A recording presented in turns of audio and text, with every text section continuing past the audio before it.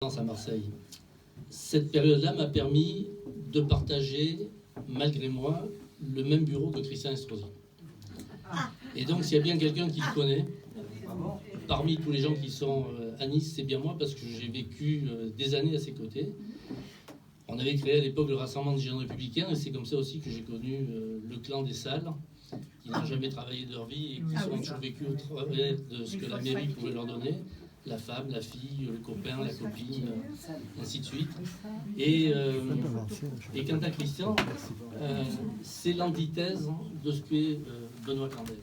Benoît Candel est un homme d'honneur, est un homme de principe, est un homme qui, lorsqu'il donne son amitié, vous êtes sûr de son engagement permanent. Christian, à une époque où à l'époque c'était le RPR, il était en difficulté puisque c'était Bétati qui venait de le battre. Il avait fait signer à sa fille, à ses deux filles, à sa femme et à Feu Jean Sassonne, des engagements pour être pris à l'UDF. Et il comptait récupérer l'UDF. Je savais comment ça se passait puisque j'étais vice-président de l'UDF et donc on a vu arriver des bulletins d'inscription à l'UDF de toute la famille Estrosi parce qu'ils comptaient quitter le RPR pour l'UDF. Et puis quelques années après, voyant que ça ne marchait pas comme ça, il s'est rapproché de Jean-Marie Le Pen et il voulait la région, il voulait être vice-président de la région.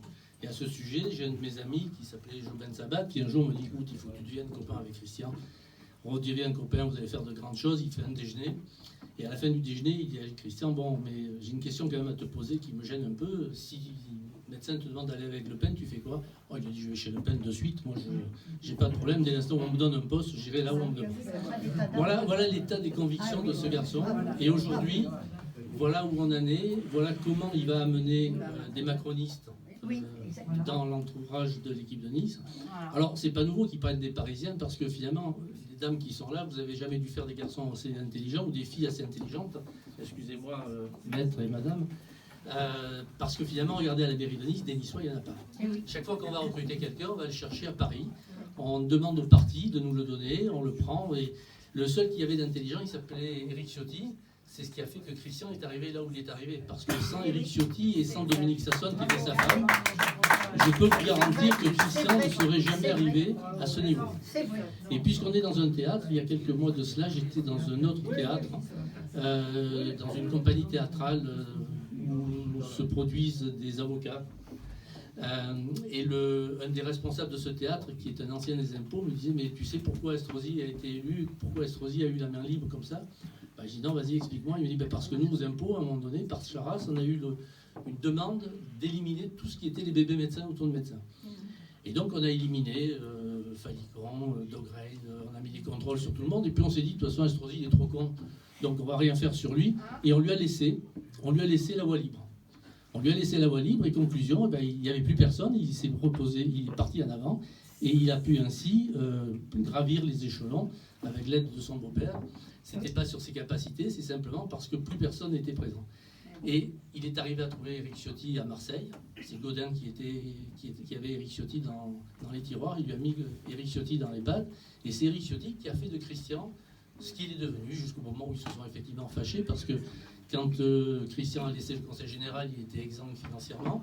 Christian a vidé les caisses de la ville de Nice, et c'est bien pour cela que la dernière fois il s'est présenté à la région parce qu'il comptait bien récupérer de l'argent à la région, et qu'aujourd'hui c'est la métropole qui paie les factures de la ville de Nice. Je laisserai à Benoît le soin de vous parler de l'artefact de cette fameuse statue bidon qui vient de nous inaugurer. Voilà ce que je voulais dire, et malheureusement je me suis interdit de repartir en politique il y a quelques années. Et j'ai quitté Nice le jour où Estrosi est devenu maire de Nice. Je suis parti pas très loin à Monaco.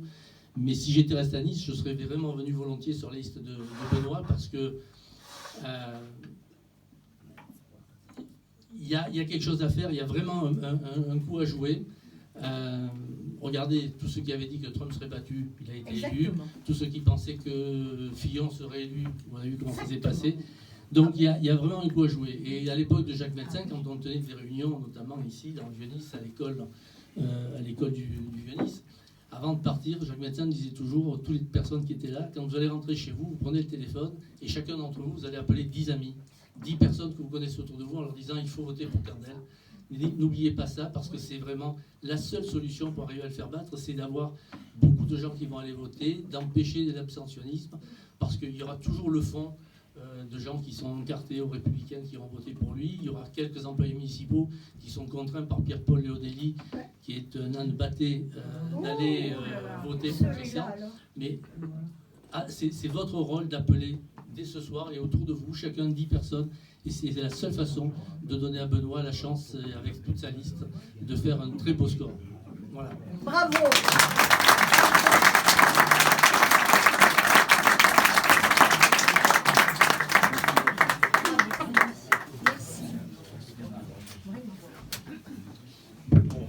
Merci beaucoup Jean-Jacques d'avoir pris la peine de dire quelques mots avant que j'intervienne. Effectivement, c'est toujours intéressant d'avoir des témoins de l'histoire politique de cette ville, et tu es un témoin plus qu'avisé. Voilà, en tout cas, ce soir, je voulais vous remercier les uns et les autres de vous être déplacés. On se plaint toujours que les citoyens ne font pas d'efforts pour s'intéresser à la politique. Alors effectivement, il y en a beaucoup qui ne font pas d'efforts, mais vous êtes là et je vous en remercie. C'est important parce que si on ne s'intéresse pas à la politique, elle s'intéresse toujours à tous les citoyens. Donc ceux qui décident de ne pas voter, ils laissent les autres décider à leur place. Alors ensuite, il ne faut pas venir se plaindre. Donc effectivement, Jean-Jacques, tu as raison, on peut faire quelque chose d'intéressant ce soir si on est vraiment mobilisé. Et la campagne qu'on mène aujourd'hui, eh bien, elle est un peu compliquée dans le sens où on a le sentiment de déranger un système bien en place, qui n'a pas envie de partir et qui dispose de tous les outils nécessaires pour rester. Je pense en particulier à la presse, qui ne fait pas beaucoup d'efforts pour être un peu équitable avec les différents candidats. Je pense aussi aux moyens financiers, qui sont extrêmement déséquilibrés. Et je pense aussi aux moyens techniques. Voilà. Mais on a, nous, un avantage, c'est que on est sûr d'avoir un programme qui tient la route, avec des propositions raisonnables. Moi, personnellement, j'ai une belle équipe autour de moi que je voudrais saluer. J'ai des colistiers dont la plupart n'ont jamais fait de politique. Et pour moi, c'est un avantage, parce que au moins, je suis sûr qu'ils sont intéressés au devenir de la ville et qu'ils ne sont pas là pour se servir, mais pour aller servir l'intérêt des Niçois. C'est ça qui compte pour moi. J'ai une équipe de campagne qui est de plus en plus professionnelle. Alors on est parti au début, voilà, comme on est tous, entre guillemets, des amateurs, ben on progresse. L'avantage, c'est qu'on a tous des métiers. Donc comme on a tous des métiers, on a tous des compétences. Et on additionne les compétences et au final, on arrive à avoir une équipe qui tourne, et voilà, qui tourne avec le sens de l'intérêt général. Voilà. Et en plus de ça, on travaille dans une bonne ambiance. Donc c'est important de faire de la politique dans une bonne ambiance.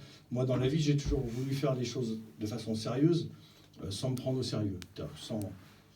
Je veux que les choses soient faites. Bien sûr, je suis très professionnel, mais même quand j'étais gendarme, c'est pas parce qu'on est gendarme qu'on est obligé d'être toujours sévère et fermé et froid. Au contraire, on est sérieux dans son travail, on est toujours très professionnel, on va jusqu'au bout de la mission qu'on nous a confiée. Et en même temps, voilà, on respecte les gens, on y va de façon ouverte, détendu, calme. Et puis c'est comme ça, à mon avis, qu'on est le plus efficace. Voilà, alors nous, on a demandé l'autorisation à personne pour partir dans cette élection. Absolument à personne. Au contraire, personne ne nous attendait d'ailleurs. Parce que tout était arrangé à l'époque. Le maire en place avait tout bien combiné. Plus d'opposition.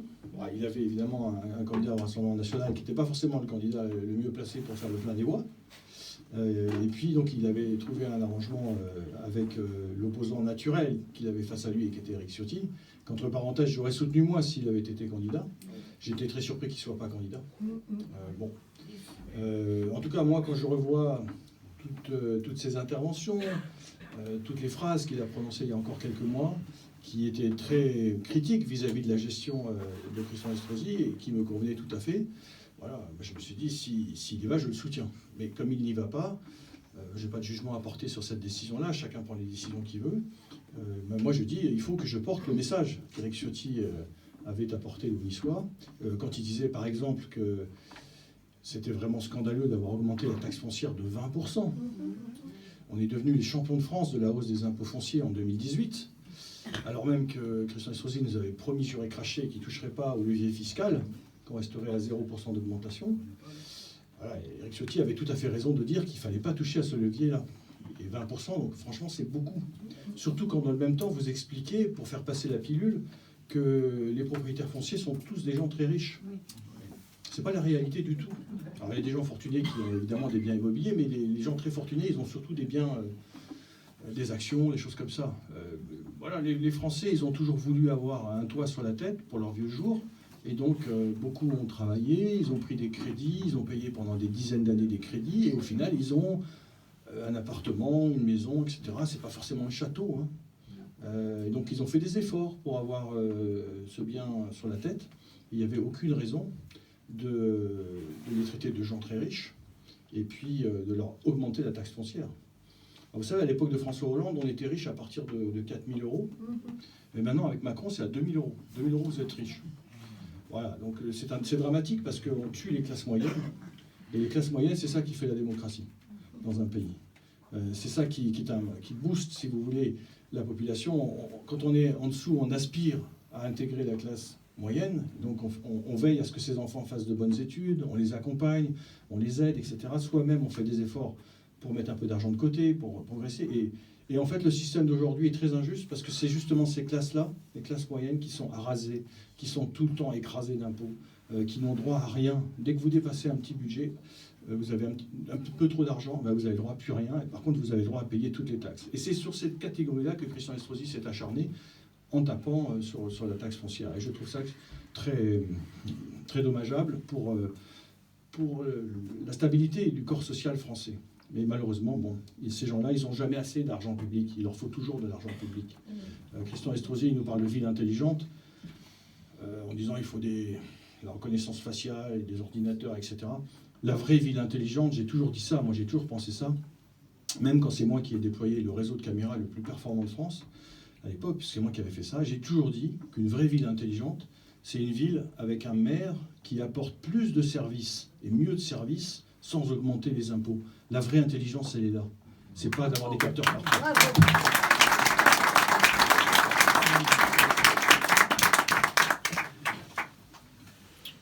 Alors, aujourd'hui, les projecteurs de l'actualité sont braqués sur la ville du Havre, avec Édouard Philippe, ancien socialiste rocardien, qui a été ensuite jupéiste, et qui est maintenant estampillé LR. Et donc ce monsieur, il est donc LR, mais en face de lui, il n'a pas de liste LR. Enfin, il n'a pas de liste LR, il est soutenu, il n'a pas de liste Macron, pardon. Donc il est soutenu par Macron, mais ils se sont arrangés entre eux. Et ici à Nice, c'est le contraire. On a Christian Estrosi qui est estampillé LR, et qui n'a pas de liste Macron non plus en face de lui. Donc vous voyez, c'est une situation quand même très étonnante. Et après, on nous dit, non mais... Vous comprenez, alors là je parle des Républicains, vous comprenez, notre position est très claire. Nous, on n'est pas Macron. D'ailleurs, Jacob a dit, je n'irai pas soutenir une liste qui sera par ailleurs soutenue par Macron. C'est ça qu'il a dit. Demain, figurez-vous que demain, vous avez la ministre de l'Enseignement et de la Recherche, Madame Vidal, qui vient à Nice. 14h30. À quelques semaines du premier tour, qu'est-ce qu'elle vient faire à Nice? Exactement. Sinon soutenir la candidature de Christian Estrosi. C'est une honte. Voilà. Et donc, et alors, c'était avant-hier ou hier, Christian Estrosi a annoncé qu'il avait recruté sur sa liste le chef de cabinet de Madame Vidal, lui-même estampillé Macron. Voilà, oui. Alors moi je dis, c'est pas un crime d'avoir basculé dans le camp de Macron. Après, comme tu l'as rappelé, Jean-Jacques, avoir été un peu proche du Front National, et puis de l'UDF, et puis du RPR, etc. Aujourd'hui, c'est Macron. Bon, il est proche de Macron, c'est pas un crime.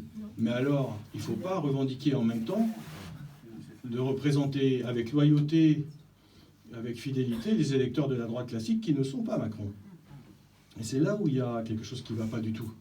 Et dans la 5e ville de France, on est quand même dans la 5e ville de France, ici c'est Nice, on dit que c'est un village, c'est vrai que c'est un village, on a des villages dans Nice, mais ça reste la 5e ville de France, c'est pas rien Nice.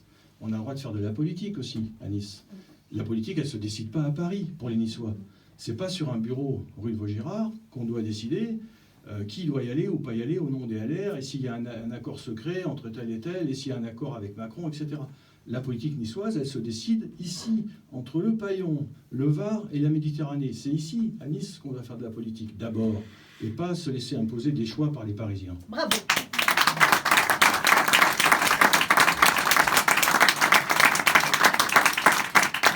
Alors, moi, je dis que la droite n'a pas disparu. Ça, c'est le grand thème aujourd'hui. Dans la presse, vous entendez ça tous les matins.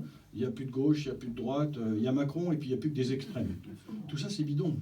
La droite et la gauche n'ont pas disparu. Monsieur Macron, un jour, aura fini ses mandats et vous verrez que les choses reviendront en place. Et même avant ça, il y a un débat. Et c'est normal. On est dans un pays qui a une vraie culture politique, qui est un vieux pays, où il y a des échanges d'idées, et c'est normal. Il y a une gauche, il y a une droite. Voilà. Pourquoi tout d'un coup vouloir que tout ça disparaisse au profit d'un seul homme? C'est pas raisonnable. Moi, je pense qu'il y a une droite qui existe, qui porte des valeurs. Il y a une gauche aussi qui existe, qui a ses valeurs. Et c'est cette confrontation d'idées qui fait le débat politique. Avec aujourd'hui une question majeure qui est celle de la souveraineté. Puisqu'il y a des gens qui pensent que la France doit se dissoudre dans des ensembles supranationaux. Et il y en a d'autres qui disent, comme moi, attention, on a un joyau qui s'appelle la France, qui est plus important même que la République, qui existait avant la République, qui s'appelle la France. C'est notre culture, c'est notre civilisation, c'est nos territoires, c'est nos paysages. Il faut faire attention à ça. Si on casse ça, on va au-devant de très graves difficultés. Donc voilà, ce débat, il existe. Et c'est ça la démocratie, c'est d'arriver à échanger des idées. Voilà. Et moi, je refuse ce que dit M. Macron en disant « c'est moi ou quasiment le chaos, c'est moi ou les extrêmes ». Ce débat-là, voilà, ce débat démocratique, il doit exister. Et il doit exister ici à Nice. Donc en tout cas, nous, on ne se laissera pas imposer les choses depuis l'extérieur. Nous, on considère qu'il y a une culture française, contrairement à M. Macron qui dit qu'il n'y en a pas. Nous, on considère que la colonisation, ça n'a pas été un crime contre l'humanité. Hein,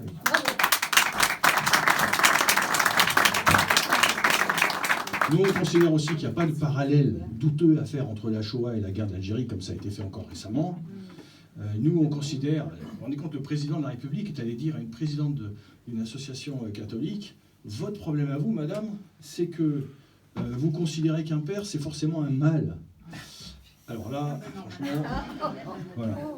Nous, voilà, on pense qu'il y a des femmes et il y a des hommes, et que voilà, ça fait déjà, c'était le cas avant M. Macron, et ça continuera comme ça bien longtemps après. Mais vous vous rendez compte dans quelle folie on est arrivé, à quel niveau de folie on est arrivé.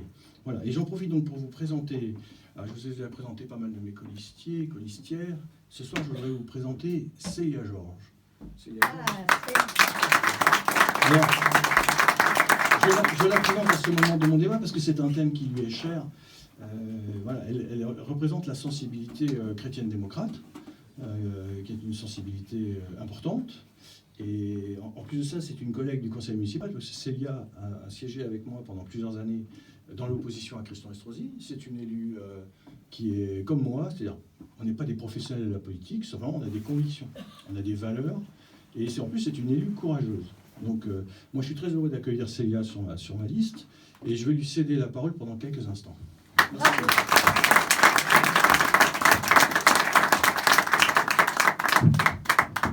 Merci Benoît. Alors je me présente en quelques mots pour ceux qui ne me connaîtraient pas. Donc je suis Célia Georges, je suis niçoise de naissance et de cœur. Je suis mère de famille, j'ai 4 enfants et je travaille dans une PME locale. Voilà, donc je ne suis pas une professionnelle de la politique et je ne cherche pas à en vivre et à faire une carrière incroyable. Et au niveau associatif, j'ai créé une école libre, parce que bon, malheureusement, l'école de la République faillit à tous ses devoirs. Donc j'ai créé une école libre catholique pour que mes filles puissent grandir et bien structurer leur cerveau. Et comme le disait Benoît, j'ai été élue en 2014. Donc j'étais élue sur la liste du RBM. Voilà, puis j'ai siégé en non inscrite pendant 4 ans, parce que c'était un drôle de gars dans ce groupe. Voilà. Pendant ce mandat, j'ai axé mes interventions sur la défense des familles, l'intégrité de la personne, et puis surtout contre le système communautariste clientéliste d'Estrosi. Voilà, on subventionne à tout va, il y en a pour tout le monde, on vote à l'appel des millions de subventions. Voilà, et à chaque fois en ciblant bien des communautés particulières. Pour lutter contre ce communautarisme et contre l'intégrité de la personne, j'avais lancé en 2015, je crois, ou 16, je ne sais plus, c'était une pétition contre le queer naval. Bravo. Parce que, voilà, c'était Bravo. la décision de Christian Estrosi Oui. de privatiser pour une communauté une soirée du carnaval. On avait eu une pétition qui avait fait plus de 18 000 signatures, balayée d'un revers de main, même pas reçue par Christian Estrosi. C'est Anthony Boré qui nous a reçus, et puis voilà, on n'avait rien compris à la vie. Voilà. Et puis j'étais à l'opéra, et à l'opéra, comme toujours, hein, des petites magouilles. Voilà. Et donc récemment, pour terminer ce mandat, j'ai porté plainte contre la ville pour prise illégale d'intérêt, et je serai bientôt entendue par la brigade financière, ce qui veut dire que l'enquête avance et que ça avance vite, parce que j'ai porté plainte seulement en décembre, et déjà une enquête est lancée. Bravo. Voilà.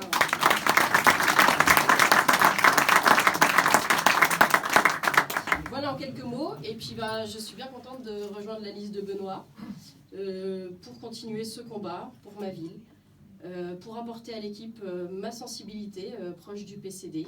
Là, j'avais soutenu Poisson lors de la primaire des LR. Voilà, et je crois que Benoît saura être le maire de tous, pour tous, loin du bling-bling constant et permanent de Christian Estrosi, loin des projets pharaoniques. Voilà, je crois qu'il est honnête, travailleur. Et merci d'être engagé courageusement. C'est très important.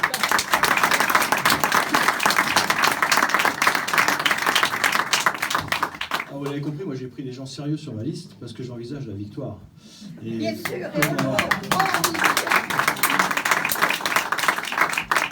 quand on aura gagné, il y aura beaucoup de travail. Et je vous assure, une ville comme Nice, avec toutes les structures paramunicipales, toutes les structures de la métropole, il y a vraiment de quoi faire. Donc moi j'ai besoin d'avoir sur ma liste, et c'est ce qui a motivé le choix que j'ai fait, des gens qui sont compétents, qui sont travailleurs, qui sont sérieux, qui sont désintéressés. Et évidemment, Célia remplit tous ces critères. Merci Célia d'avoir... Bravo. C'était une vraie. Voilà, après, indépendamment des aspects politiques, il y a la situation de la ville de Nice, qui est très inquiétante. Alors, vu de l'extérieur, un Parisien comme ça, il voit des beaux palmiers dans le centre-ville, il se dit, magnifique, C'est horrible. c'est une belle ville. En plus, il voit le temps, il fait un temps merveilleux, tout va bien. Le problème, c'est que quand vous vous intéressez un peu au fond des choses, et notamment aux finances de la ville, vous dites, on a un sérieux problème. On a un sérieux problème, puisque... en fait, Christian Estrosi est drogué à la dépense publique. Drogué à la dépense publique. L'argent public, il n'y a pas de limite. On n'en a plus, on emprunte. On ne peut plus payer les emprunts, c'est pas grave. On vend les bijoux de famille.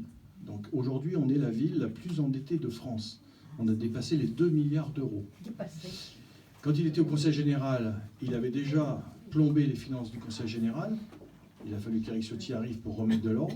Et il a réitéré à la métropole et à la ville de Nice, quand il arrive 700 millions de dettes, aujourd'hui plus de 2 milliards. Plus de 2 milliards, sans compter ce que j'appelle la dette cachée. Alors ça l'énerve beaucoup quand je dis ça au conseil métropolitain. Je dis, vous avez la dette cachée, c'est-à-dire que toutes les dépenses que vous auriez dû engager pour entretenir la maison, que vous n'avez pas faites, il faudra bien les faire un jour ou l'autre. Et je pense en particulier à la voirie. La voirie de la ville de Nice, c'est 500 km de voirie, et dans un état très dégradé. Pitoyable. Et dans les collines, je vous assure que les habitants, c'est pas brillant. Et dans le Vieux-Nice ici, on pourrait en dire tout autant. Pourquoi ? Parce qu'il n'y a plus d'argent pour faire ces dépenses-là. Tout est parti dans les grands travaux. Donc là, on a le problème de la dette et on a le problème des dépenses de fonctionnement. Plus 13,5% sur le mandat, alors que toutes les villes de France ont fait des efforts pour baisser les dépenses de fonctionnement.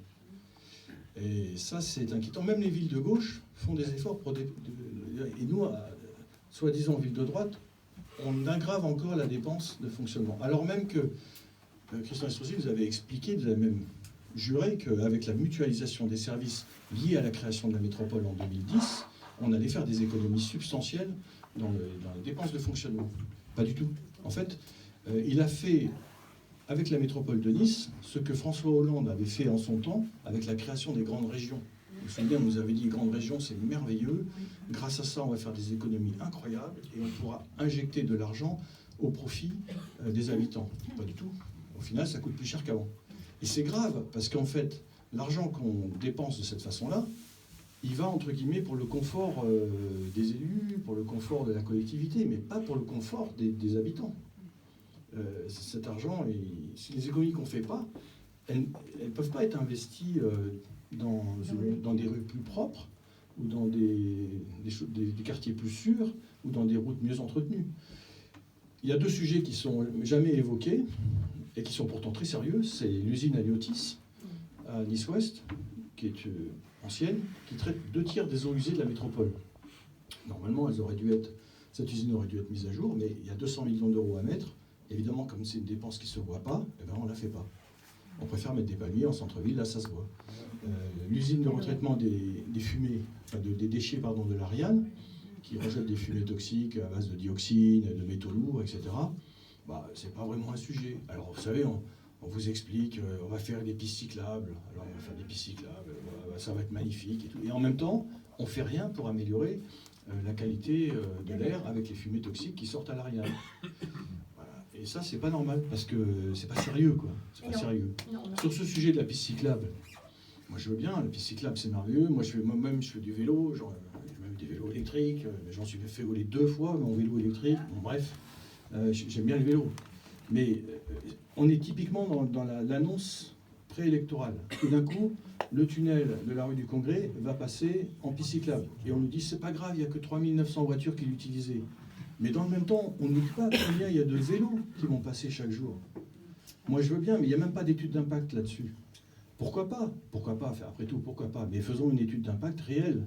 Et puis cessons, comme on le fait toujours, d'opposer le vélo aux piétons, les piétons aux gens qui sont dans les transports en commun, ceux qui sont en transport en commun avec les automobilistes. Parce que quand on réfléchit un petit peu au sujet, c'est les mêmes, c'est nous, on fait tous. Tantôt on est à pied, tantôt on est dans un tramway, tantôt on est dans une voiture. Enfin, on est tous à utiliser des modes de transport différents. Et c'est normal, c'est la vie. Donc arrêtons d'opposer les uns aux autres. Moi, on me pose des questions aujourd'hui. Et vous, qu'est-ce que vous allez faire pour le vélo? Ben, oui, mais le vélo, c'est important. J'adore faire du vélo. J'étais même président d'un club de triathlon. Ouais, le vélo, j'en ai fait. J'adore ça. Mais c'est pas comme ça que je raisonne les choses. Moi, le boulot d'un maire, c'est pas de donner satisfaction à des lobbies. Moi, ce que je veux, c'est avoir une politique globale qui va satisfaire le plus grand nombre. On va pas passer du tout voiture au tout vélo. Il faut faire les choses intelligemment. Il faut coordonner les choses. Il faut trouver des équilibres.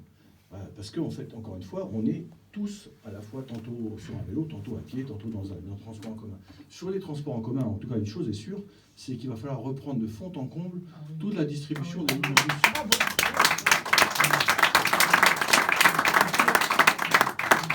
Parce que ces lignes de bus, elles sont totalement désorganisées. Alors vous avez parfois des bus énormes, très longs, qui montent dans les collines. Après, ils n'arrivent plus à tourner. Ils sont vides le soir. Et à contrario, vous avez des endroits où les bus sont mal connectés. Vous n'arrivez plus à vous rendre à l'endroit où vous aviez d'habitude. Il y a des ruptures de charge entre des lignes qui sont mal pensées. Tout ça parce que l'objectif, c'était de livrer en temps et en heure le tramway. Il fallait faire ça. Coûte que coûte. Encore une fois, c'est des priorités électorales qui sont passées devant tout. Et tant pis si on a désorganisé tous les bus, c'est pas grave, les Niçois vont se débrouiller. Et le calcul qui est fait, c'est qu'ils vont quand même être contents, les Niçois, parce que voilà, ils auront un beau tramway.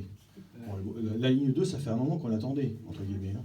Donc elle est là, enfin, mais on n'a pas fini de la payer. On n'a pas fini de la payer. Ils n'ont pas fini les travaux aussi. Exactement, il y a plein d'eau. Il y a plein d'eau. Et il y a de l'eau. Et il y a de l'eau. Ça, il faut le dire. Hein. Voilà, donc... Eh oui, même le crier. Eh oui, eh oui. Sur, Il faut que les gens le sachent. Hein. Alors, le tramway, j'en dis un mot, soi-disant, c'est ça qui explique la dette faramineuse de la ville de Nice. Non, quand vous regardez les autres villes, la ville de Bordeaux est beaucoup moins endettée que nous, et pourtant ils ont déployé je ne sais combien de lignes de tramway. Donc il y a un problème spécifique sur la ville de Nice. Et vous avez une étude du Point qui est sortie récemment qui montre qu'en dépit d'un endettement très lourd, on a finalement des investissements très, très faibles. C'est ça qui est curieux. Pourquoi? Parce qu'on est obligé de rembourser beaucoup de dettes avant. La dette, c'est comme le cholestérol, si vous voulez. Il y a la bonne dette et la mauvaise dette. Tout est question de mesure, de seuil. Jusqu'à un certain seuil, c'est positif. Vous avez raison de vous endetter parce que vous créez de la richesse, vous créez des infrastructures, etc. Mais passé un certain niveau, vous rentrez dans un cycle pervers. C'est vrai aussi pour une famille. C'est tout à fait. Tout dépend en fait des revenus que vous êtes capable de générer. C'est aussi simple que ça. Pour une ville, c'est la même chose. Sauf qu'aujourd'hui, comme l'argent n'est pas cher, ben, on emprunte, et puis après, un jour ou l'autre, il finira par quitter la mairie. J'espère que ce sera au mois de mars. Et après moi, le déluge.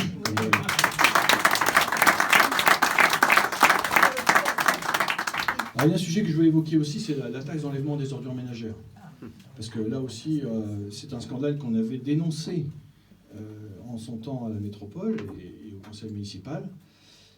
Évidemment, on s'est fait insulter en disant non, c'est pas vrai, c'est pas vrai. Et badaboum, voilà que la justice nous a donné raison. Elle avait déjà condamné d'autres collectivités ailleurs en France, notamment à Lille et à Lyon. Mais bon, voilà, à Nice, ils ont fait la même chose. Et ça va continuer, croyez-moi, ça va continuer parce que des plaintes vont être déposées contre cette affaire. En gros, si vous voulez, la TOM, donc la taxe d'enlèvement des ordures ménagères, vous la payez quand vous avez une taxe foncière, vous la payez aussi quand vous êtes locataire. Quand vous êtes locataire, vous la payez dans vos charges. Parce qu'en général, le propriétaire bailleur la répercute dans les charges, c'est normal. Et donc, vous payez votre taxe d'enlèvement des ordures ménagères. Normalement, elle doit être calculée de la façon suivante. C'est juste le prix des investissements et du fonctionnement liés au traitement des déchets. Rien de plus. Vous ne pouvez pas faire de supplément parce que c'est de l'impôt illégal. Et nous, à Nice, pendant des années, Christian Estrosi a prélevé 67% de plus que ce qu'il aurait dû prélever. Donc c'est beaucoup d'argent. Et c'est pour ça que les gens qui passent par une association de défense des contribuables, l'ASCOM, arrivent à obtenir un remboursement des impôts. Et alors quand on a expliqué ça à Christian Estrosi, il a dit attendez, moi ça ne me regarde pas, c'est entre le fisc et les Niçois. Moi j'ai rien à voir là-dedans. Sauf que dans cette affaire, vous l'avez compris, le fisc est simplement l'intermédiaire. Lui, il prélève ce que les collectivités ont voté. Voilà. Et donc en fait, quand il constate qu'il y a un trop versé, il le rembourse. C'est juste ça. Donc vous voyez un peu la mauvaise foi. Et donc plus, il a prélevé 60 millions chaque année en trop dans la poche, à la fois des particuliers, mais aussi des entreprises. Et là, il est en train de nous expliquer qu'il va soutenir les entreprises niçoises à fond. Il va créer... Bon, moi, la première chose pour soutenir les entreprises, c'est déjà de mettre la taxe d'enlèvement des ordures ménagères au bon niveau, et puis de supprimer la taxe foncière sur les entreprises. En tout cas, la nouvelle taxe qu'il a créée à 6,5%, qui a correspondu à 20% de hausse de la taxe foncière sur les entreprises. Si vous voulez aider les entreprises, de mon point de vue, c'est foutez-leur la paix. Arrêtez de les massacrer de charges dans tous les sens. Et après, elles se débrouilleront pour progresser. Mais lui, il dit non, je prends plein d'argent, puis après je vais distribuer à qui des aides à gauche, à droite. C'est pas comme ça qu'on fonctionne. Voilà, si vous voulez vraiment aider les entreprises, vous les laissez travailler et vous les écrasez pas de charges. C'est encore comme ça que ça fonctionne mieux.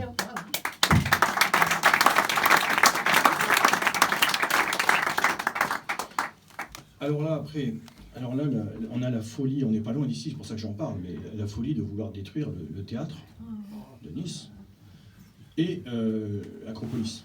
Donc on dirait qu'il veut tuer le père en tuant Acropolis, parce que... Voilà, exactement. À l'époque, il avait voté d'ailleurs au passage. On a mis 20 millions d'euros en 2011 pour refaire Acropolis. On a fait venir Jean-Michel Villemotte. Il n'est même pas rien. Bon, le bâtiment, il est ce qu'il est. Et peut-être qu'un jour, il deviendra une signature d'une architecturale de l'époque. Vous savez, quand on a sauvé le palais de la Méditerranée, il y a des gens qui trouvaient ça moche. On aurait pu, dans les années 50, détruire tous les immeubles art déco. Art déco, c'est démodé. Enfin, détruisons ça, passons à autre chose, faisons du moderne. On ne l'a pas fait. Et aujourd'hui, tout le monde trouve que l'art déco, à Nice, c'est formidable. Donc peut-être qu'un jour, ce bâtiment, surtout qu'il n'y en a pas 50 dans la ville, pourra devenir la trace architecturale des années 70-80, tout simplement. Voilà. Et en plus de ça, à l'intérieur, vous avez des salles magnifiques, comme la salle Apollon. Magnifique, meilleure acoustique de France. Acropolis a reçu un prix en 2015 de la Fédération internationale des palais des congrès qui a dit c'est un palais formidable. Vous avez plein de villes en France qui rêveraient d'avoir un outil de tourisme d'affaires en cœur de ville, parce qu'en général ils sont souvent relégués à la périphérie. Là, on a quelque chose en cœur de ville, on a le tramway juste à côté. Et comme on n'a pas assez de dettes, on va détruire ce truc-là pour aller le reconstruire dans la plaine du Var. Donc on va aller végétaliser, pour faire un jardin, on va aller végétaliser la dalle de béton du Paillon pour aller bétoniser la plaine du Var. Tout ça n'a pas de sens. Et économiquement, ça n'a pas de sens. Et les restaurateurs, et les commerçants, et les hôteliers, et tous ceux qui travaillent ici. Il y a des petits commerçants du Vieux-Nice, une dame qui n'est pas très loin d'ici, qui fabrique des petits objets de prestige avec des petites chaises bleues qu'elle met sur des galets. C'est magnifique. Elle travaille beaucoup avec le Palais des Congrès. Elle travaille beaucoup avec les hôtels, les 2 hôtels, soi-disant très dégradés, qui doivent être rasés, alors qu'ils viennent juste d'être rénovés. Elle me dit, mais moi, quand j'ai passé la voir il y a quelques jours, elle m'a dit, mais moi, toute la production que vous voyez là, ça part au Novotel. Ah ben je dis, dépêchez-vous, parce que le livret, il va raser. Donc, ah bon, il va raser, parce que la dame, c'était juste au moment de l'annonce, elle n'était pas très au courant. J'ai dit, si, il va raser ses hôtels. Mais qu'est-ce qu'il va faire? C'est fou. Enfin, moi, c'est des clients, moi, je travaille beaucoup avec le palais, l'Acropolis et avec les hôtels. Voilà, ben, tout ça, ça va partir, dans son esprit, ça va partir à Nice-Ouest. Donc peut-être qu'un jour, on aura des gens qui viendront à Nice faire des grands congrès de chirurgiens, je ne sais pas. Ils vont atterrir, ils vont aller au Palais des Congrès, il y aura des beaux hôtels à côté, ils retourneront au congrès, puis 2 jours après, ils reprendront l'avion, ils ne seront jamais venus ici dans le Vieux-Nice, place Saint-François, place Rossetti, ils n'auront jamais connu ça. On marche sur la tête, franchement, on marche sur la tête.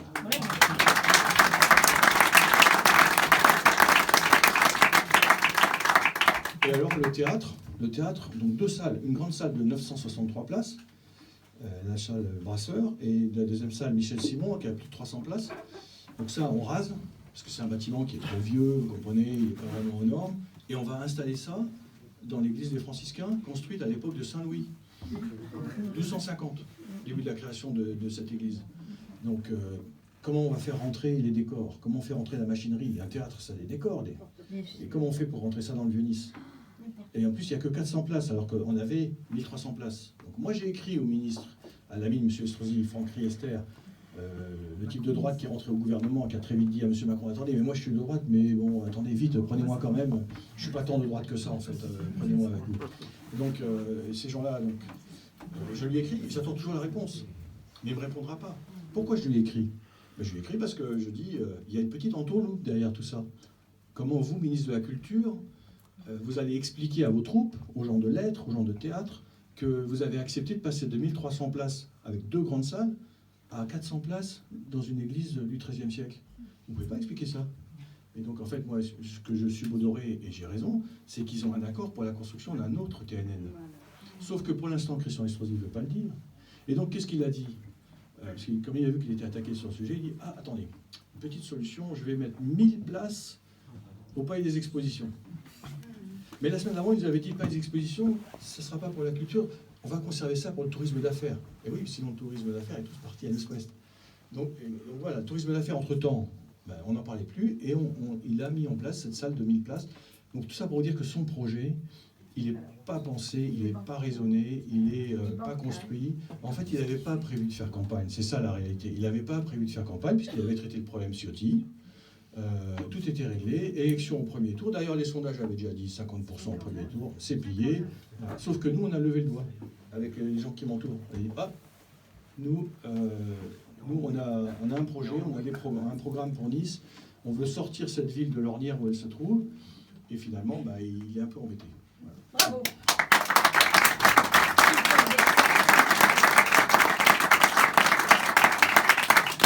Je pourrais vous parler longtemps de son projet de couvrir la voie rapide pour mettre du photovoltaïque. C'est tellement mal préparé que dans les documents qu'ils ont fournis, ils ont dit on va vendre l'électricité produite à EDF. Alors, si vous connaissez le sujet du photovoltaïque, vous savez très bien que c'est la dernière chose à faire, c'est de vendre l'électricité que vous produisez à EDF parce qu'ils vous la rachètent à 10 centimes du kilowattheure. Il ne faut surtout pas faire ça. Sinon, ou alors si vous êtes un bienfaiteur d'EDF. Ça ne vous suffit pas de payer des taxes en plus de l'électricité que vous achetez, parce que vous payez beaucoup de taxes, hein, y compris pour l'électricité outre-mer, enfin pour plein de trucs. Mais là c'est vraiment faire cadeau. Donc quand vous produisez du photovoltaïque, il faut le consommer. C'est ça qui est intéressant. Sinon vous oubliez, vous ne faites pas de photovoltaïque. Tous les gens qui s'intéressent au sujet le savent, sauf le type qui a préparé le projet, quoi. Donc c'est pour vous dire que c'était vraiment pas préparé.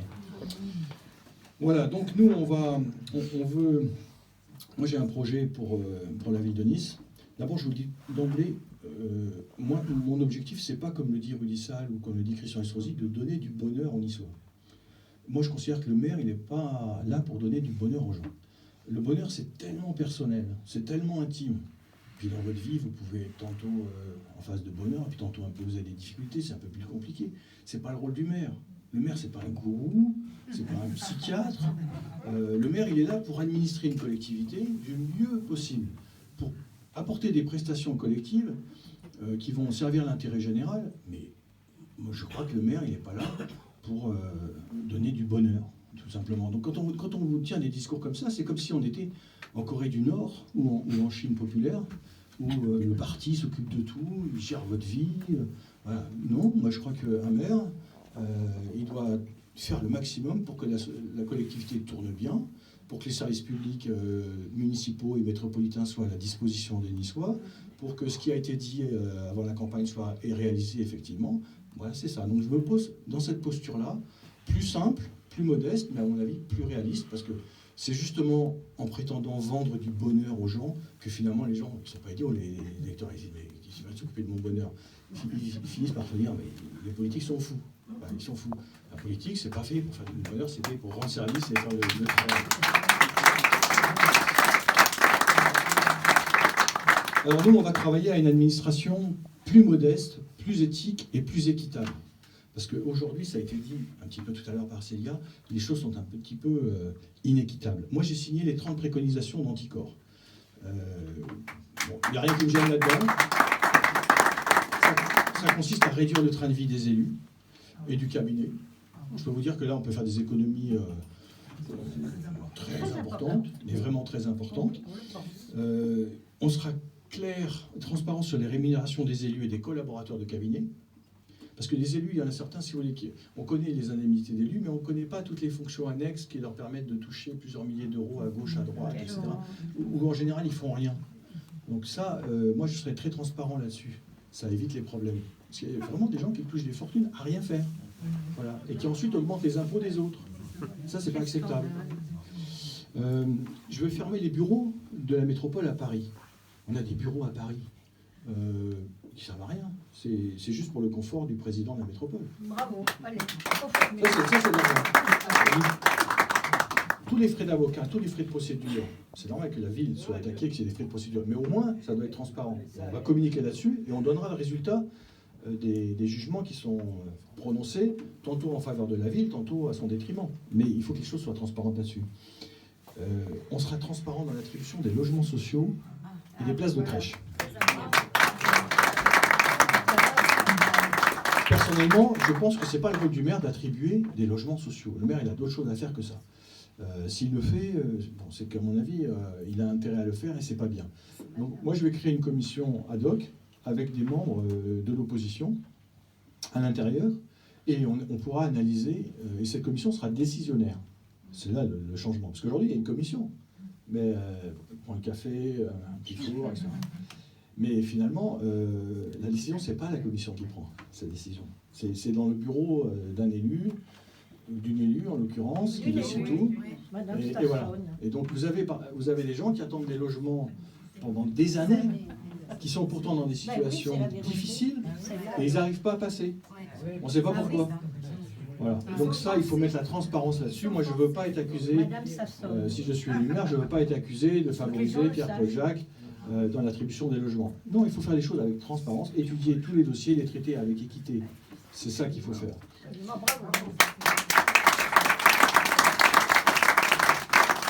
La même chose pour les associations, il faut vraiment être transparent dans les subventions qu'on donne aux associations.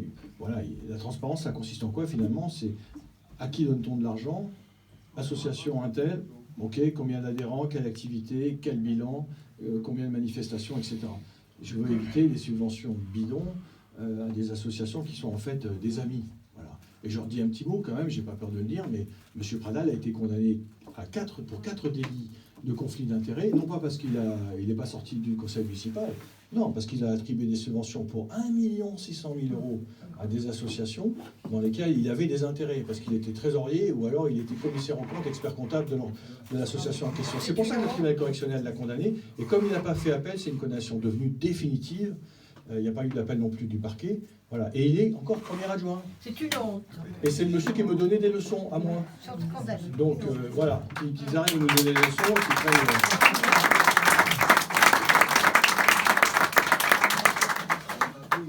Voilà, donc on va faire tout ça sur la transparence. C'est extrêmement important de travailler sur ces sujets-là parce que les gens ne croient plus à la politique en grande partie à cause de ça. C'est des choses qu'il faut, sur lesquelles il faut être intransigeant. Et vous verrez, on fera en plus des économies. On gagnera en crédibilité et on fera beaucoup d'économies. Il y a énormément d'économies à faire sur le fonctionnement et les élus doivent donner l'exemple, puisque c'est le premier. Bravo. Alors, ensuite, je voudrais progresser dans la démocratie participative. Alors, j'ai dit tout à l'heure que le maire n'était pas un gourou, c'était pas un psy, mais le maire, c'est pas non plus le roi soleil. Donc, le maire, il est là pour prendre des décisions, entouré de son équipe. Mais pour les grandes décisions qui concernent la ville, il n'y a pas de problème à consulter la population. On fait un référendum. Comme ça, sur les grandes questions stratégiques. Ça ne me gêne pas. Mais surtout, une fois que le référendum a été fait, on respecte la décision qui a été prise. Vous vous souvenez que pour l'aéroport, le maire était à fond contre la vente des actions de la métropole. On avait 4%, enfin 5% des parts.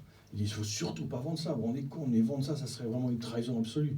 Et donc, pour appuyer son choix, et puis surtout pour faire de la politique, il a fait faire un référendum. Les Niçois ont dit, bah oui, bien sûr, il ne faut pas vendre. Donc, ils ont répondu à 90%, ne vendront pas. Et qu'est-ce qu'il a fait derrière? Il a vendu. Donc, il nous a fait le coup, à lui tout seul, il nous a fait le coup qu'on nous avait fait pour le référendum de Maastricht. Donc, voilà. Et c'est ça aussi qui décrédibilise les hommes politiques. Et pourquoi il a vendu? Parce qu'il a une dette tellement importante qu'on lui a dit, bon, si vous ne trouvez pas rapidement du cash, vous allez avoir un petit souci avec le comptable public. Voilà. C'est pour ça qu'il a vendu. Et c'est pour ça aussi qu'il a vendu les 2 parkings du centre-ville. C'est aussi un scandale ça, d'avoir vendu le parking Saléa et le parking Masséna à Vinci en plus. Oui, donc, alors, il tape sur Escota et sur Vinci, enfin Vinci Autoroute maintenant, à bras raccourcis en disant ouais, c'est un scandale, Escota, etc. Sauf qu'il va leur vendre les parkings niçois. Les parkings des Niçois, il les a vendus à Vinci. Alors qu'un parking, ça ne peut pas perdre d'argent. Il a vendu les parts de l'aéroport, alors que l'aéroport a une croissance importante. Et donc, on aura des recettes de plus en plus importantes. Donc, on s'est privé à cause de lui de recettes importantes. Tout ça parce qu'il nous a tellement endettés qu'il est obligé de faire ça. Tout ça n'est pas raisonnable, il faut mettre un terme à cette politique.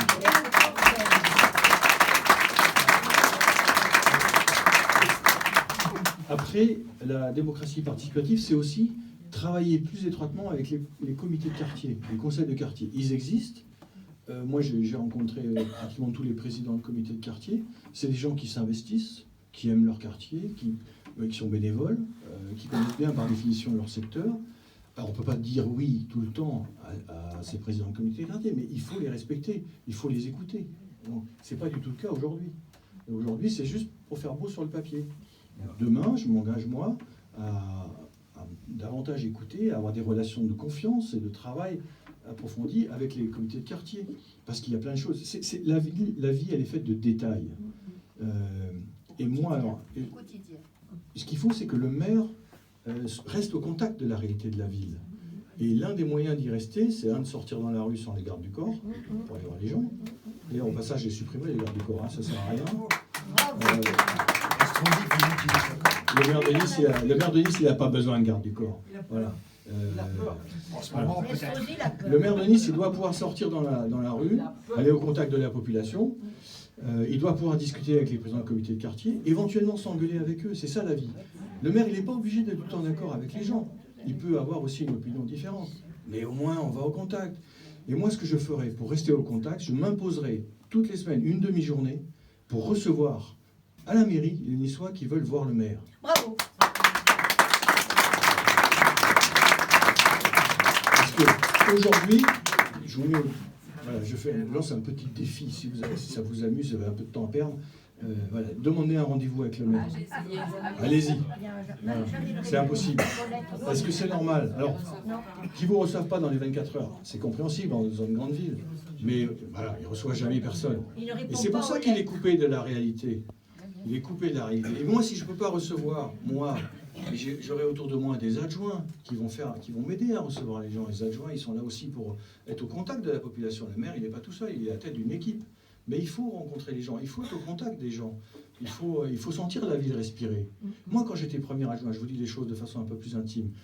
En tête à tête avec lui, je lui disais, mais ça c'est bien, ce que tu as fait Christian, ça c'est bien. Mais là, par contre, les Niçois ne sont pas contents. On était en tête à tête, il n'y avait pas de caméra, il n'y avait pas de micro, il n'y avait même pas d'autres adjoints, on était tous les deux. Et là, il me disait, mais Benoît, t'es négatif. Mais moi, j'étais son premier adjoint. Mais si moi, je ne lui dis pas, ben voilà, les Niçois, sur ce sujet-là, ils s'interrogent, ils ne sont pas très contents. Il y a des fois qu'on s'intéresse à cette question-là. Qui va lui dire? Vous croyez que c'est les flatteurs qui sont autour de lui, à 6 ou 7 000 balles par mois, qui vont lui dire « Christian, tiens, au fait, ils sont toute la journée en train de lui dire qu'il est le plus beau, le plus fort, que tout ce qu'il a dit, c'est magnifique. Voilà. Et moi, je ne conçois pas le poste de maire comme ça. Ce n'est pas le rôle d'un maire. Le rôle d'un chef, c'est d'être à l'écoute. Si on ne tire pas la manche, on fait attention, là, il y a un truc qui ne va pas. Ben, merci de me le dire. Je ne veux pas te tuer. Merci de me le dire. Et il a le même comportement avec le personnel municipal. Et je vais vous dire une chose, c'est que le personnel municipal, il va porter notre candidature. Parce qu'il en a marre d'être traité comme il est traité aujourd'hui. Les gens veulent du respect, de la bienveillance. Ils ne veulent pas de démagogie. Ils veulent pas de démagogie. Mais ils veulent être commandés, ils veulent des directives. Mais ils veulent que ce soit juste, que ce soit équitable. Et ils ne veulent pas de méchanceté gratuite. Voilà. C'est ça. Aujourd'hui, c'est ça qui se passe. Et parce que, pourquoi ça se passe comme ça? C'est parce que le cabinet du maire est rentré dans l'administration, a pris la main sur l'administration. Et ça, c'est très mauvais. Voilà. Donc moi, je mettrais un vrai DGS, un directeur général des services, patron de l'administration municipale, c'est quand même 12 000 agents. Il faut mettre quelqu'un qui ait du métier, qui a de l'expérience, qui a eu des expériences dans d'autres grandes villes. Parce que c'est quand même très compliqué. Christian, il a pris des élus. Il a pris des anciens élus. Anciens élus, il en a mis un DGS et l'autre directeur général des services techniques. Bon. Voilà, donc, à un moment donné, voilà, ça ne va pas, quoi. Il faut remettre les choses comme elles doivent être et respecter l'administration. Moi, je m'engage à ça et c'est pour ça que vous verrez, il y aura des surprises au niveau du scrutin parce que le personnel municipal, on n'en parle jamais. Quand il y a une inauguration, c'est les élus qui se mettent en avant en disant « Ah, voyez, j'ai fait des trucs super, vous voyez ce qu'on a fait quand même. » Mais dites, on n'a pas fait tout seul.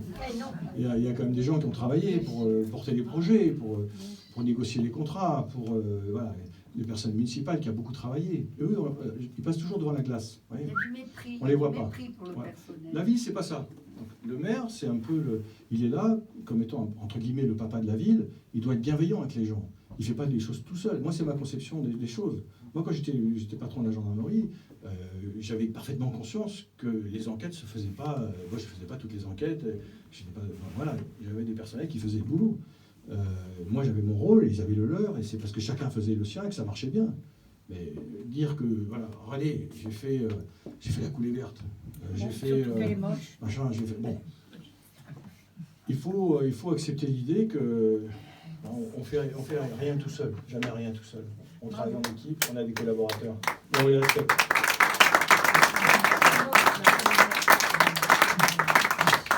Alors sur l'environnement, sur l'écologie, quelques mots, parce que c'est le sujet un peu à la mode. Bon, moi, je ne suis pas dans l'écologie spectacle, je ne suis pas dans l'écologie totalitaire. Aujourd'hui, on entend des trucs énormes quand même. On nous explique que si vraiment on ne change pas tout de suite, si on n'arrête pas tout de suite l'économie, les glaciers vont disparaître en quelques années. Il faut vraiment qu'on arrête voilà, qu'on change immédiatement et qu'on change tout. Moi, je pense qu'il faut de l'intelligence et de la mesure en tout. Si on arrête toute l'économie pour essayer de sauver la planète, on va avoir des révoltes sociales énormes. Vous avez vu ce qui s'est passé quand on a réduit de 5 € les aides au logement. Vous avez vu ce que ça a produit. Et là, ils sont en train de nous dire, non mais attendez, l'économie, vous arrêtez tous les transports de camions, vous arrêtez tout ça tout de suite. Voilà. Mais ça va être la révolte. Si les gens ne peuvent plus travailler, ne peuvent plus gagner leur vie. Donc c'est pas une bonne approche. Si vous faites peur aux gens avec ça, et c'est pas bien. C'est pas bien. La vraie approche, la bonne approche, c'est la transition. La transition écologique. Une transition, ça veut dire qu'on va passer d'un stade 1 à un stade B de façon progressive, intelligente. La technique va nous y aider, parce que la technique s'améliore et permet des progrès naturels. Aujourd'hui, les moteurs thermiques, ils ont beaucoup progressé, ils vont continuer beaucoup à progresser. Donc il ne faut pas faire haro absolument sur les voitures à moteur thermique, parce qu'elles vont encore beaucoup progresser, beaucoup moins polluer dans les années qui viennent. Et là, on mise tout sur l'électrique. Le problème de l'électrique, c'est qu'il faut des batteries. Les batteries, il faut trouver du lithium. Et après, il faut les recycler. Et la durée de vie, on ne sait pas comment. On ne sait même pas encore comment les recycler. Donc, il ne faut pas être dans le dogmatisme. C'est ça que je suis en train de vous dire. Il faut être dans des constructions pragmatiques, réalistes, et trouver les bons équilibres. Et arrêter la démagogie. Voilà, c'est ça qu'il faut faire sur l'écologie. Alors, concrètement, j'en ai dit 2 mots tout à l'heure, je passe très vite, mais il faut moderniser l'usine de l'Ariane, bien sûr, très vite. Il faut le faire. Il faut développer le tri sélectif. On est les plus mauvais élèves de la classe. C'était rigolo. Je vous raconte ça, c'est pour se détendre. Mais, il y a quelqu'un de mon équipe qui a collé avec un petit bout de scotch sur un abribus une affiche de ma campagne. Alors il y a Pierre-Paul Leonelli, le grand maître de la propreté de la ville de Nice, qui m'a dit menacé de poursuite sur Twitter. Ça ne m'a pas traumatisé. Mais ce monsieur qui est là depuis des années, ça fait quand même maintenant 12 ans qu'il s'occupe de la propreté de la ville de Nice, on est la ville de France où le tri sélectif est le plus en retard. On trie moins de 15% des déchets. Et en plus de ça, c'est très sale. Ici, dans le Vieux-Nice, si vous interrogez les gens du quartier, il y en a sûrement dans la salle, c'est un quartier qui n'est pas propre, qui n'est pas nettoyé comme il devrait être tout le temps. Et c'est dommage. Il y a beaucoup de rats, il y a beaucoup de... Même les locaux à poubelle sont sales. Voilà. Alors, quand je dis ça, je ne mets pas en cause les personnels du nettoiement, parce que vous avez des gens formidables qui font ce qu'ils peuvent. Mais c'est mal organisé, c'est pas suffisamment bien organisé. Il faut reprendre les choses complètement. Il faut mettre un chef de secteur qui va rentrer dans le détail et qui va... Parce que dans le Vieux-Nice, je connais un petit peu quand même, il y a des rues qui sont nettoyées régulièrement, qui sont bien nettoyées, puis à côté, il y en a d'autres, pas jamais. Voilà. Donc c'est ça, c'est pour ça qu'il faut travailler dans la proximité. Il n'y a pas de raison de nettoyer tout le temps une même rue et puis pas l'autre. Alors parfois c'est parce que la bouche d'arrivée d'eau est trop loin, etc. Mais il faut trouver une solution. Parce qu'il y a des rues qui, franchement, je vous assure, qui sont jamais nettoyées. Il faut attendre une bonne pluie pour que ça se fasse. Tout ça, c'est pas normal. Donc il faut travailler ces sujets-là. Voilà, donc 15% de retraitement des déchets. Je dis que, voilà, monsieur Leonelli, au lieu de s'occuper de mes petites affichettes, il ferait mieux de s'occuper de ça. Voilà. Ce que je voudrais sur l'écologie, c'est synchroniser tous les feux rouges. Les feux rouges de la ville de Nice, c'est n'importe quoi. Donc à chaque fois que vous avez des feux qui ne sont pas synchronisés, les voitures s'arrêtent. Et puis après, ils redémarrent, etc. Et ça pollue. Parce que toutes les voitures n'ont pas encore le stop and go. Vous voyez, c'est loin de là. Donc il faut travailler ces sujets-là, et c'est tout à fait possible, c'est rien à faire. Vous avez à la sortie à Nice-Ouest un feu rouge qui bloque la ville tous les matins, devant les decks. Toute la circulation est bloquée parce que les feux ne sont pas synchronisés. Ils sont mal synchronisés. En tout cas, il est trop court ce feu. Donc il n'arrive pas à évacuer toutes les voitures. Bref, il faut mettre un terme à la bétonisation de la plaine du Var.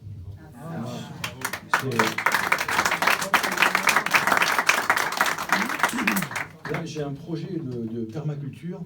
Vous voyez, c'est un petit peu étonnant, la permaculture.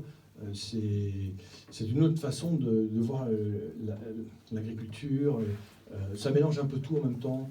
Les plantes, les légumes, enfin tout ça c'est un peu mélangé, les abeilles, etc. Mais c'est très intéressant. Et en plus, dans la plaine du Var, on a des terres extrêmement fertiles. Il faut absolument les sauver et on peut faire des choses qui vont favoriser vraiment l'écologie, c'est-à-dire des circuits courts de production de fruits et légumes, ça peut créer des emplois, ça peut servir aussi à faire des formations, puisque les enfants aujourd'hui, bientôt ils sauront plus ce que c'est qu'une vache ou une abeille. Oui. Donc il faut les emmener, voir comment on produit tout ça. Et on a des vrais savoir-faire, et il y a quelqu'un dans mon équipe qui va porter ces projets-là. On va créer un grand laboratoire de permaculture dans la plaine du Var. Et moi, ce que je veux, c'est qu'on devienne les meilleurs en France, qu'on soit vraiment très pointu sur ces sujets-là, parce que ça, je pense que c'est de la vraie écologie, c'est du vrai travail sur l'environnement. Bravo, il faut le dire.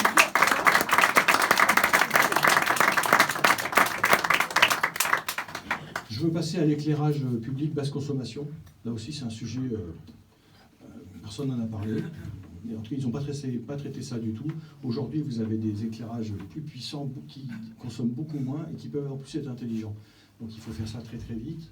Et en général, vous pouvez trouver des solutions. C'est les entreprises qui investissent, ça ne coûte rien à la ville en investissement. Simplement, elles se payent sur une partie des économies d'énergie que vous faites.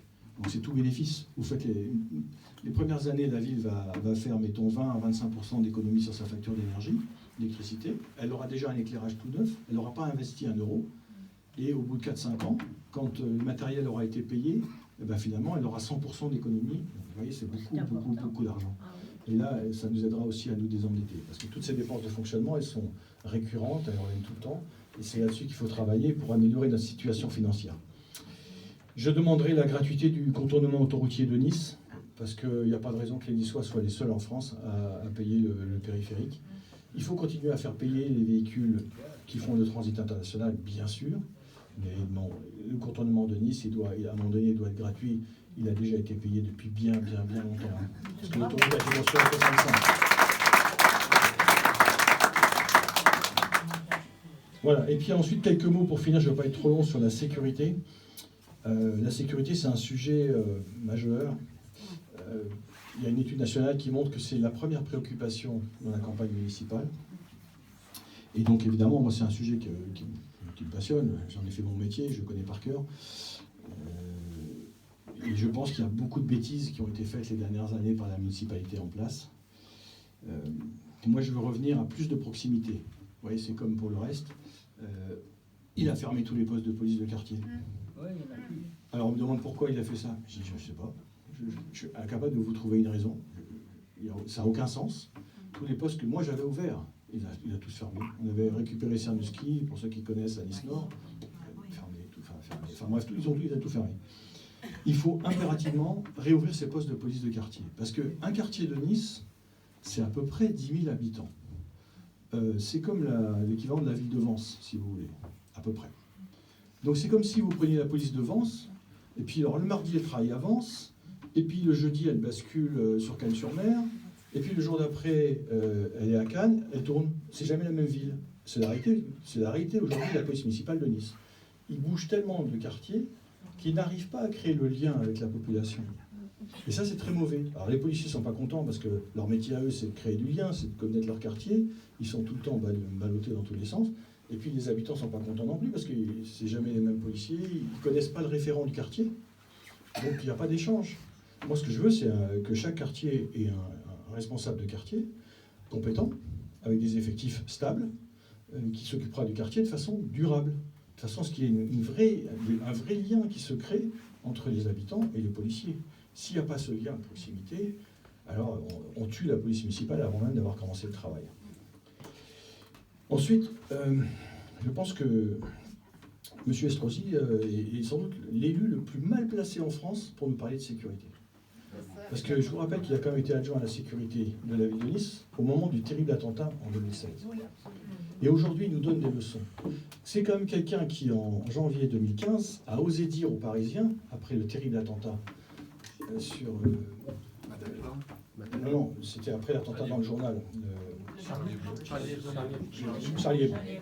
Merci.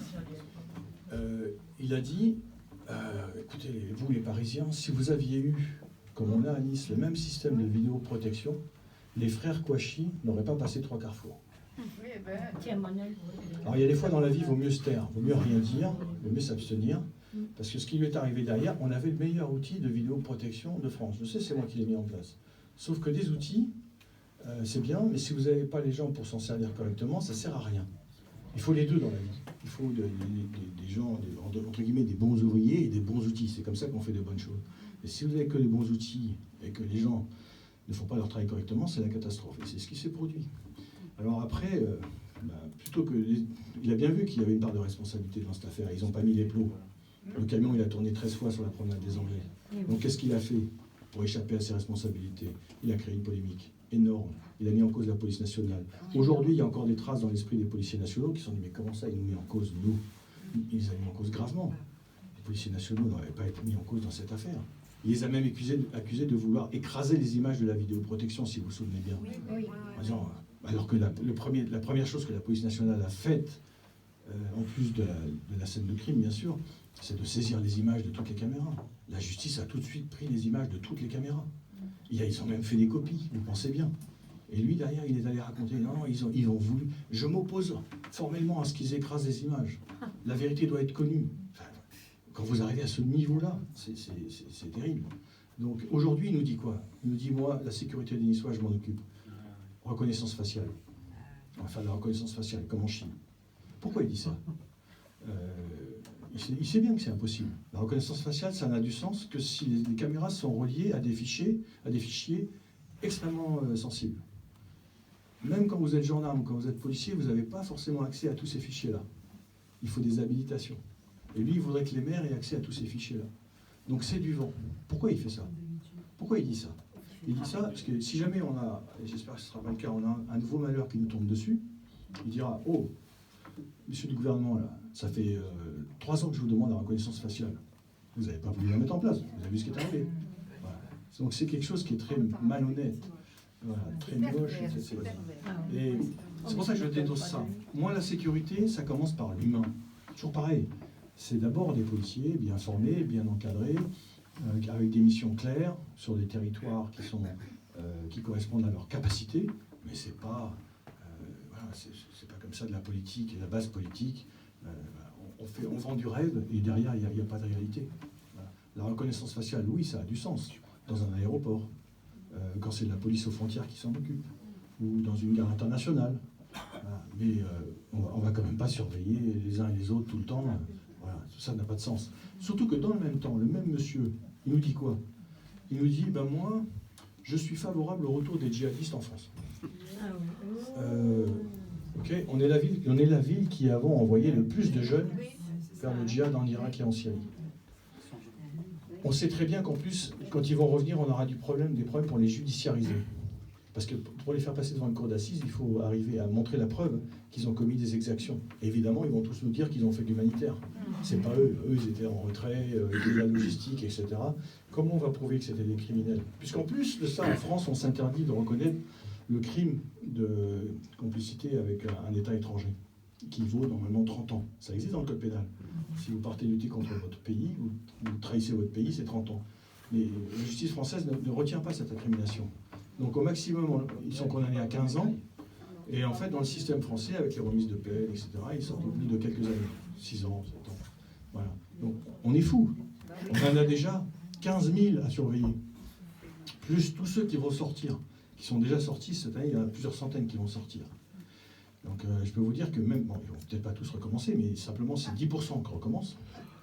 C'est la catastrophe. Et voilà, lui, il voudrait en plus qu'on aille récupérer ceux qui sont partis là-bas. Moi, je dis tout ça n'est pas raisonnable, c'est pas sérieux. À un moment donné, le principe de précaution impose qu'on dise non, même si vous avez votre état de droit qui veut qu'on soit toujours super sympa avec les mecs qui veulent vous tuer. À un moment donné, il faut être raisonnable. Et moi, je m'opposerai, je l'ai dit, clairement, je m'opposerai par tous les moyens légaux au retour en France des djihadistes, parce que je considère que la sécurité des Niçois est en jeu. On a tellement souffert du terrorisme, bon, ça va, on peut quand même prendre des dispositions pour protéger notre population.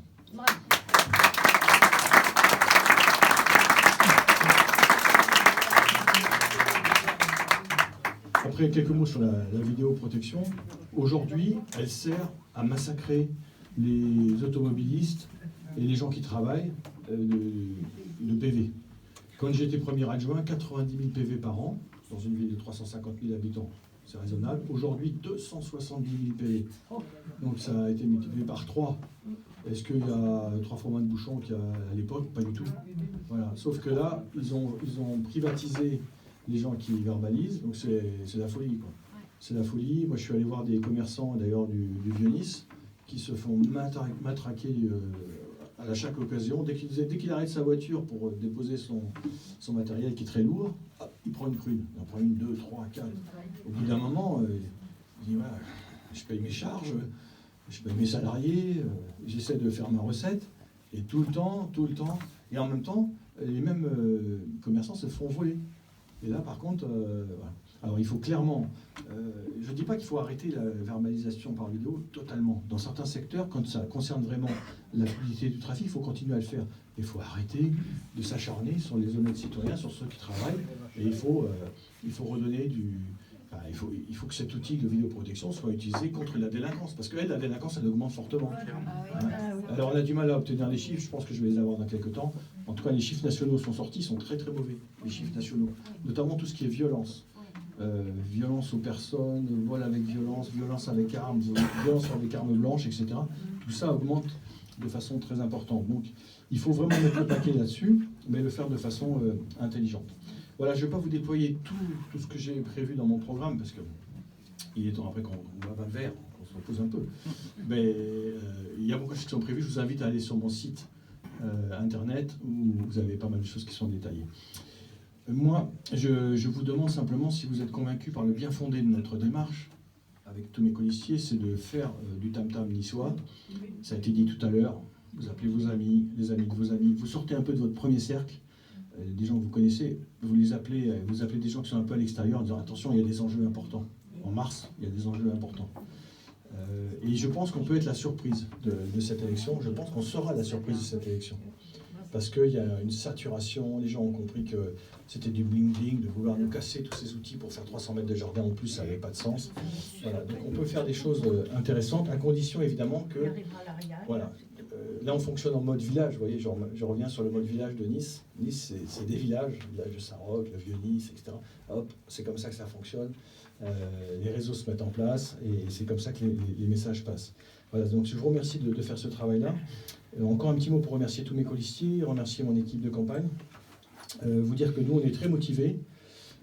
On pense qu'on a un projet qui est raisonnable, qui est financé, qui correspond vraiment à la volonté des Niçois. En gros, notre projet, si on devrait le résumer, ça serait faire un break dans les grands travaux, ne serait-ce que parce qu'on est déjà super endetté, pour mieux nous occuper de la population, pour mieux nous occuper du détail, du quotidien, de la proximité, de tout ce que j'ai évoqué tout à l'heure.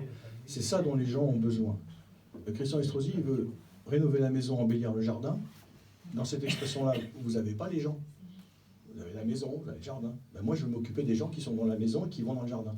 Je veux que les jardins qui existent à Nice, et autre parenthèse, il y avait beaucoup de jardins avant que Christian Estrosi arrive. Les plus beaux. Il existait déjà. Hein, le parc Vigier existait déjà. Castel des Torah existait déjà. Et les deux jardins tout ça, ça existait déjà. Il n'a pas tout fait. Hein. Moi, ce que je veux, c'est que les Niçois puissent aller tranquillement profiter de ces jardins. Parce que pour l'instant, ils ont un peu peur d'y aller, parce qu'ils sont toujours un peu dérangés dans la sécurité. Donc, faisons ça, posons les grands travaux pour avoir une politique de proximité concrète et qui va dans le fond des choses en faveur des habitants. Parce que je ne veux pas donner du bonheur, comme je disais tout à l'heure, mais je vais apporter des services aux habitants de la ville. Voilà, en tout cas, lui, il incarne l'ancien temps, le vieux monde politique. Nous, on incarne quelque chose d'un peu neuf, d'un peu change. Pitié, pas ça. Lui, il s'est coupé des Niçois. Moi, comme je vous l'ai dit, je m'occuperai de la proximité. Lui, il a la folie des grands travaux. Et moi, je veux m'occuper du détail de la vie des Niçois, pour ce qui concerne la mairie, évidemment. Lui, il croit qu'il a gagné d'avance, alors que moi, je sais que rien n'est impossible et que rien n'est joué. Lui, il veut rester maire, mais en fait, il veut partir à Paris. C'est ça qu'il fait. Moi, si je suis élu maire, je resterai ici à 100%, parce que je peux vous dire que la tâche sera immense. Il y aura beaucoup de travail. Et je n'irai pas partir à Marseille.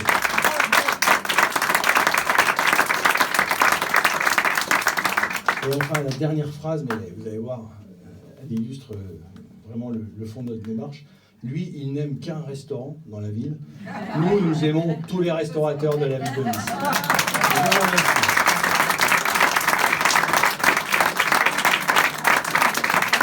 Vive la France, vive la République, et vive Nice, et vive le Vieux Nice.